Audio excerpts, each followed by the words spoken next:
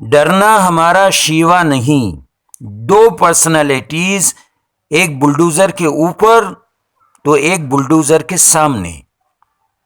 ہمارے غریب مسلمان بھائی گھبرائیں نہیں کہ گھبراہٹ مسئلے کا حل نہیں.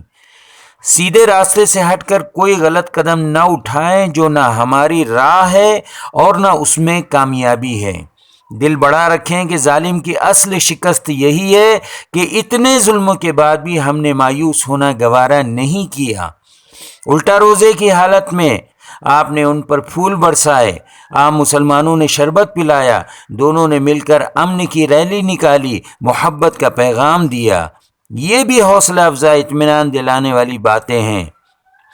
گھر انشاءاللہ پھر بن جائیں گے، دکانیں انشاءاللہ پھر مزید سجیں گی. آپ نے ماہ مبارک میں جو صبر و تحمل کا مظاہرہ کیا، انشاءاللہ اس کے اچھے نتائج سامنے آئیں گے. مگر ٹوٹے دلوں کو ایک بار پھر سے جوڑنے، فاصلوں کو قریب کرنے کی اس وقت زیادہ ضرورت ہے. مظلوم طبقے کے وہ نوجوان جو ہمارے بھائی ہیں، وہ اپنے بزدل آقاؤں کے اشاروں پر ہتھیار اٹھائے ننگا ناچ رہے تھے. وہ بھی حالات، مسائل، مشکلات و مصیبتوں کے مارے ہیں، بے روزگار، پریشان، منزل سے بھٹکے ہوئے ہیں، جو مسلمانوں کے خلاف استعمال ہوتے آئے ہیں. ان کا علاج یہی ہے کہ ہم اپنی سوچ مثبت رکھیں، جس کا ہم نے ثبوت بھی دیا ہے. افسوس ہماری قیادت ڈری ہوئی ہے، مگر ہم اپنی قوت و صلاحیت کا صحیح اور بہتر استعمال کریں. انشاءاللہ وہ دن دور نہیں جب یہ ظالم جو خدا بن کر مظلوموں غریبوں کو باہم لڑا رہے ہیں، قانون الہی کے شکنجے میں آئیں گے.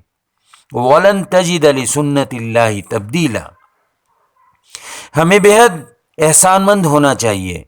بڑی تعداد میں ہمارے ان ہندو بھائیوں کا جو ظلم اور ناانصافی کے خلاف کھل کر آواز بلند کر رہے ہیں، ایکتا اور بھائی چارے کو قائم کرنے کے لیے اپنی جان، مال، عزت، آبرو کو داؤ پر لگا رہے ہیں، مسلمانوں کا ہر طرح سے ساتھ دے رہے ہیں. ہمیں ان کا شکر گزار ہونا چاہیے. ہمیں سپریم کورٹ کا بھی شکر ادا کرنا چاہیے.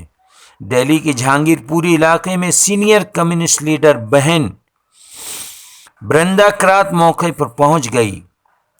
وہ بلڈوزر کے سامنے دیوار بن کر کھڑی رہی. کیا ہم نے ان کا بھی شکریہ ادا کیا یا نہیں؟ ہم نے انجنا اوم کشف آج تک کی اینکر کا بھی شکر ادا کرنا چاہیے کہ وہ بھی مظلوم طبقے کے لیے بلڈوزر پر بیٹھ کر ان کے زخموں کا مرہم بنی ہوئی تھی یا مرچ ثابت ہو رہی تھی، خدا معلوم. آخر میں ایک حدیث مبارکہ جس سے انسانی ہمدردی اور غیر معمولی طور پر ضرورت مندوں کی حمایت اور گہرے تعلق کا اظہار ہوتا ہے، دل کو چھو لینے والی حدیث مبارکہ ہے. پیارے نبی صلی اللہ علیہ وسلم نے رمضان کے آخری عشرے کا اعتکاف ہمیشہ سے نہایت اہتمام اور شدت سے فرمایا ہے. اس موقع پر بھی آپ صلی اللہ علیہ وسلم کا یہ چشم کرشا ارشاد مبارک ملاحظہ فرمائے کہ بحالت اعتکاف میں اگر میرا کوئی ضرورت مند بھائی آتا ہے تو میں اس کی ضرورت پوری کرنے کے لیے اپنا اعتکاف بھی توڑ سکتا ہوں. محترم خواتین و حضرات، مختلف ملی تنظیموں، جماعتوں اور مالدار حضرات سے خاص گزارش ہے کہ وہ اس علاقے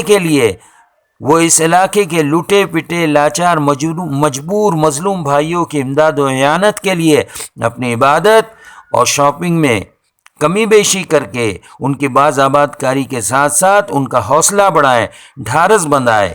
ان اللہ لا یضیع اجر المحسنین. اللہ آپ کو اس کا بے پناہ بے حد اجر و ثواب عطا کرے گا. وآخر دعوانا ان الحمد للہ رب العالمین.